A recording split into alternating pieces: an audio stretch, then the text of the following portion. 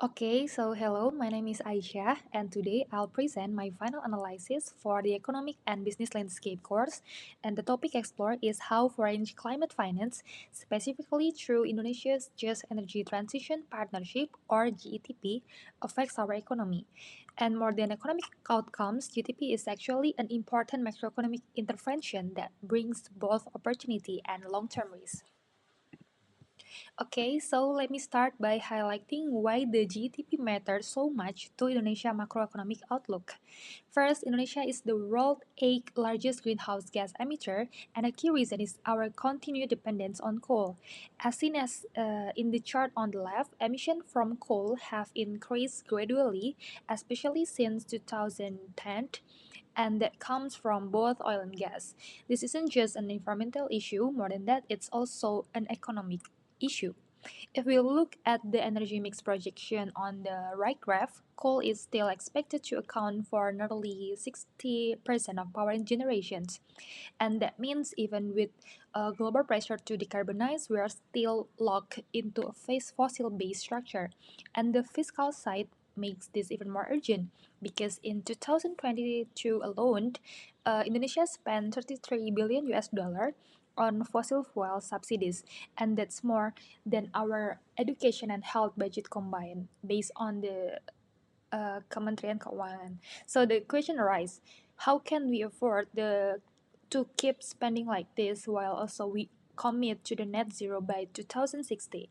And this context in the enter of GTP is not just as a climate finance but as a potential structural solution to our economic vulnerabilities.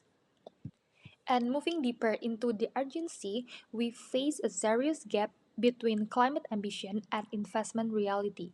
Indonesia currently invests less than $2 billion per year in renewable, and it's far below the estimated need of 9 until 20 billion annually. Based on the McKinsey data, this creates a financing gap that too large to ignore. While GTP was introduced to solve this with a $20 billion commitment, but by 2025, only around 6% of that has actually been distributed. So it shows that slow rollout significantly limits the impact. And on the right, we can see why it's become more urgent. We can see the emissions trend. Without a major intervention, Indonesia's GSG emissions are projected to be double by 2060. Most of this growth will come from the power sector, which GDP's goal to restructure. But again, it depends on how fast and effectively the funds are absorbed. Now that we understand the urgency, we move to the core question of this study. Will GDP help or hurt Indonesia's macroeconomy? Despite its high potential, GDP comes with built-in structural offer, but might comes with the reliance on concessional loans, import-heavy technologies, and the risk of slow execution. And that issue become more complex when we consider Indonesia as a low tax to GDP ratio country, and it can limits the country's ability to absorb foreign climate finance effectively. And to analyze this, the study used macroeconomic lens focusing on three transmission channels that are fiscal, trade, and capital flows.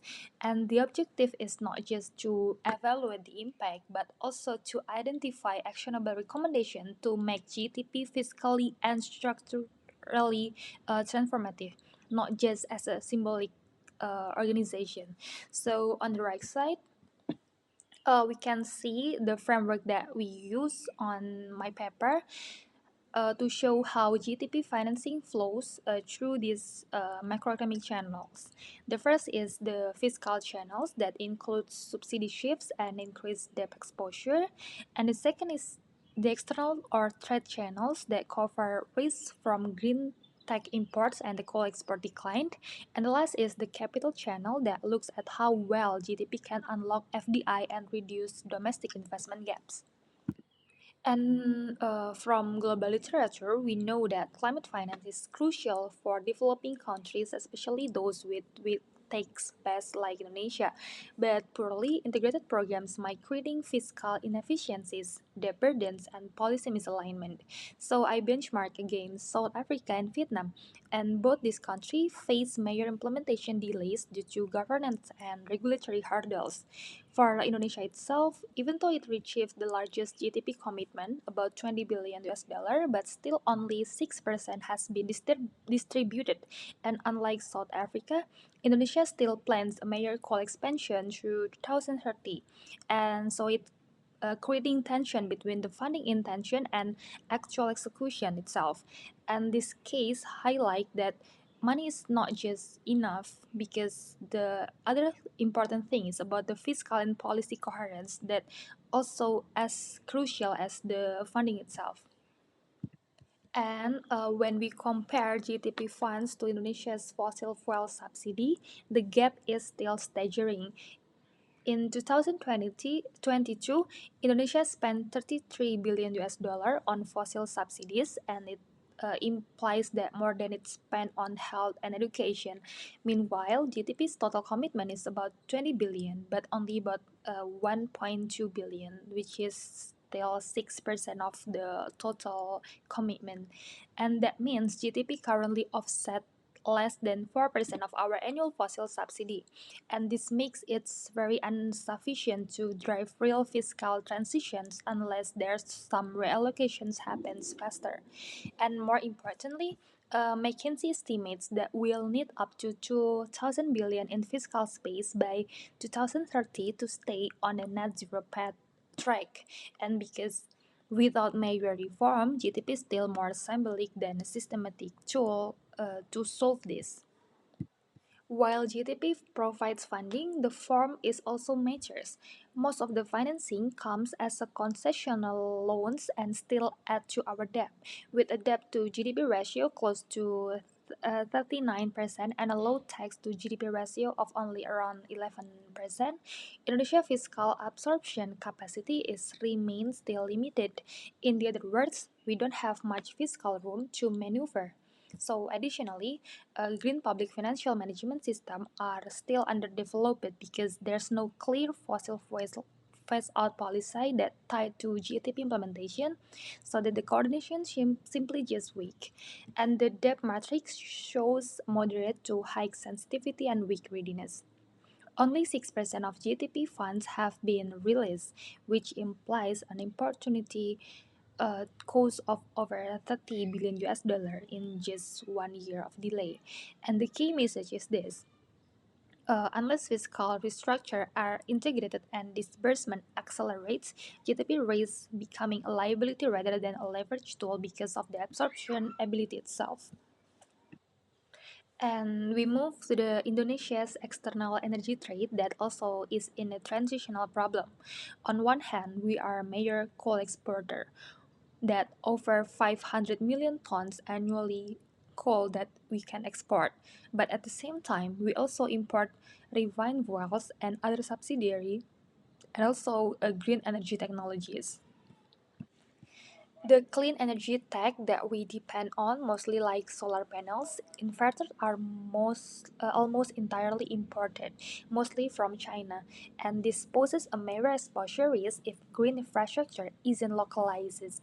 And domestic solar manufacturing capacity is only 500 per year, while it's still far from the target in 2030, and this big gap reflects a high vulnerability in solar supply chains. The trade matrix shows this tension. While GTP can reduce our reliance on fossil fuels, it might simply shift the dependency to import and green tech, unless there's strong industrial strategy behind it. And that's the key takeaway. Transitioning away from coal is very necessary, but we must avoid it falling into a new trap, such as import reliance, especially for critical green infrastructure. And when it comes to investment, the green sector is still struggling to attract meaningful capital compared to the fossil fuel. In 2024, renewable investment reached only 1.9 billion US dollar, and it's still far below the fossil fuel investment that peaked of 10.8 billion US dollar in 2019 until 2020. The Statista chart on the right side is shows FDI or foreign direct investment that dropped from 6 billion US dollar in 2019 to just 2.74 billion US dollar in 2023. And this just show there's a growth in investor hesitation, especially in the absence of strong regulatory support. And from the metrics, we can see that the most renewable investment still comes from local private banks or funding. Meanwhile, private banks view green projects as high risk due to unstable returns and long payback periods. So here, JETP is designed to unlock blended finance because they can combining concession loans with private capital, but the distribution still very limited at just 6% of its commitment, and the technology also is very low. And the key point itself is while there's momentum from solar FDI and industrial entry, Indonesia still needs stronger policy coordination to channel capital away from fossil dependence and toward transformative energy investment. And at this point, I summarize the key macroeconomic trade-off by GETP. On the left, the table maps out the tension between high risk and high opportunities across four dimensional, like fiscal, trade, capital, and institutional readiness. The from from a fiscal standpoint, GDP heavy reliance on concessional loans raise debt exposure, especially with a low tax ratio. But if we can redirect it well, fossil subsidies can actually create space for green budget reforms. And the next is about the external sector that green tech imports, especially solar panels and batteries, it presents a high tech dependency risk. But yet, GTP can also reduce fuel imports and strengthen our current account. And when it comes to capital formation, the FDI outlook is still weak. So it's because mainly due to regulatory and institutional issue. But however, if policy improve, blended finance can bring massive private capital. And the last one, final, is about institutional readiness that also very crucial because delays and weak green PFM system is slow. But at the same time, GTP present momentum to push governance and budgeting reforms. And the perceptual map on the right side is can visualize this trade-off. It's just clear that GTP carries risk, but it also opens some of other opportunities. So the key is about in managing this tension with smart policy choices and timely reforms. And to maximize GTP's impact, we propose three strategic actions.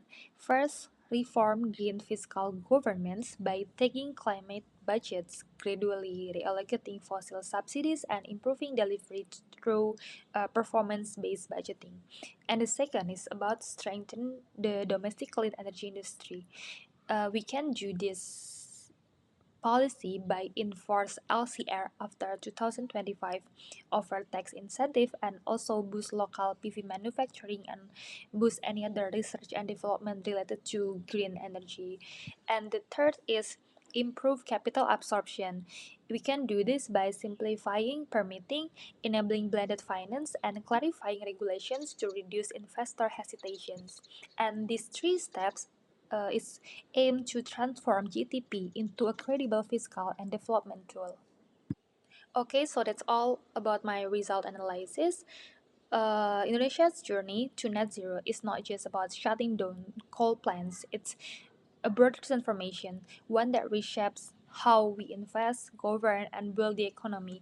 And the GDP is just the beginning. What matters next is how we manage the trade off and unlock real structural change. Okay, so this it's all about my presentation, so thank you.